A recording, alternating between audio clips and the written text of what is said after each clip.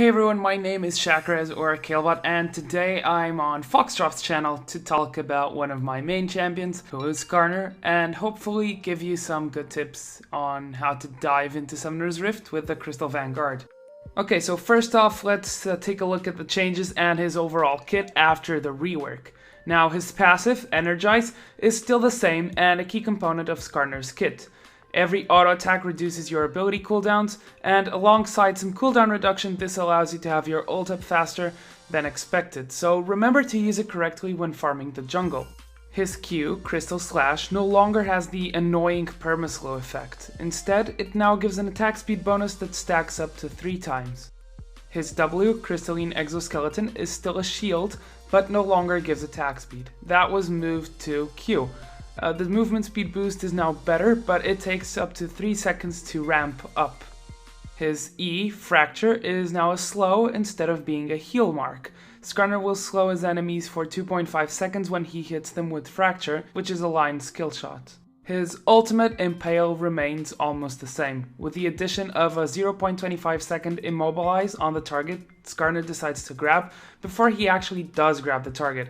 This is to guarantee that your targets don't flee when you cast the animation. It's barely noticeable, but it helps.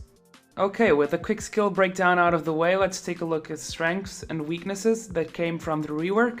And starting with the pros, he's tankier, so Skarner's shield is now on a lower cooldown. Not only that, the shield strength is actually stronger. Problem is, you now need to put points into your slow that makes your shield weaker early to mid-game, but this means you're stronger in the later stages. Another pro of the new Skarner is more consistent attack speed, which translates into more cooldown reduction and more damage. Now, old Skarner used to have this problem where when his shield broke or ran out, he'd lose his attack speed buff. Being moved to the Q means that he can keep up the attack speed steroid while clearing the jungle or fighting. This ultimately means 2 things. 1. More DPS, and 2. Lower cooldown on abilities.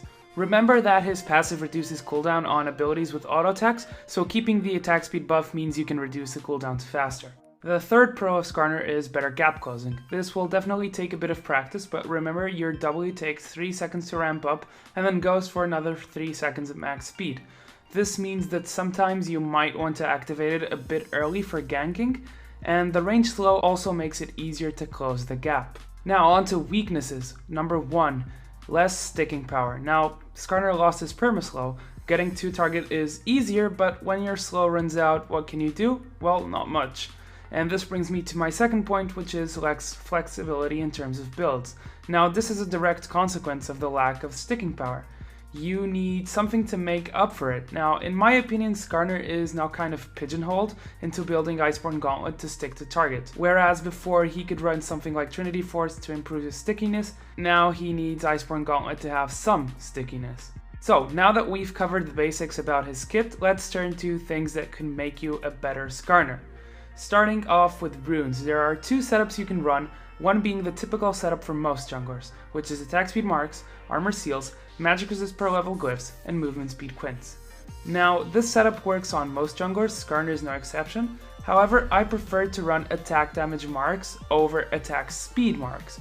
This is because Skarner already has an attack speed steroid and doesn't need more attack speed.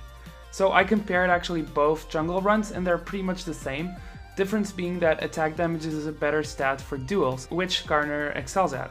The third setup I like to run consists of taking 6 cooldown glyphs and 3 magic resist per level glyphs. This is to have extra utility, but I wouldn't advise this versus heavy magic damage.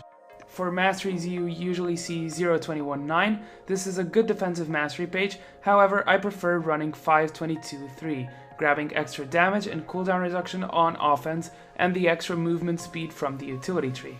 Skill order is now a bit harder for Skarner, since now he actually needs his E, whereas before you wouldn't need to level it up before level 13. Now, maxing Q is your first priority as you need it for jungle clearing and dueling. After that, the choice is more between tankiness or a better slow. Now, after testing, I concluded that you're better off maxing your shield second. The extra tankiness and movement speed really help, and the overall level 1 slow is enough as it lasts for 2.5 seconds. Now then, onto the build, and this is where I see most people building Skarner wrong or in a less effective way. For your jungle item, you want to rush Spirit of the Elder Lizard. It synergizes awesomely with your Q because it applies a true damage passive. You'll deal a lot of unexpected damage. Ancient Golem is a viable alternative, but I'll only pick it up if I'm really behind. After that, I get my tier 1 boots and Glacial Shroud. If the game is going well, I'll get Iceborne Gauntlet and possibly Sunfire Cape, and if I need more resistances, a Spectral Cal fits nicely before you complete Iceborne Gauntlet. Boots really depend, but they can be either Ninja Tabby versus heavy armor, Mercs versus heavy CC, Swiftness versus comps with a lot of slows, and Mobility Boots for overall better movement in teamfights. After these items, you'll want tanky items. Depending on the enemy team, you'll want cookie cutter tank items like Sunfire, Randuin, Spirit Visage, or Thornmail. If you're looking for an extra offensive item, consider either Wit's End or Blade of the Ruined King. Last but not least, some tips and tricks for you guys. 1. Remember to use your passive. In the jungle, you want to use your Q and your auto attacks well spaced, and you want to auto between your Qs because you want to keep those cooldowns low so you can use your ult as much as possible. Second one being never get outsmited, because you can actually ult the enemy jungler and he cannot smite when he's suppressed, so that's a really good tool that Skarner has. Number 3 is don't ult or use your slow immediately when chasing. If you know that you can get close without using your abilities, you can then save them from when he's actually trying to escape. So, I hope you guys all enjoyed my in-depth Skarner video. You can all head over to my channel and watch the Skarner gameplay I have over there. If you liked the video, remember to like, remember to subscribe to Foxdrop if you haven't, and to me if you haven't as well. And I'll see you guys in the Rift. Skarner signing out.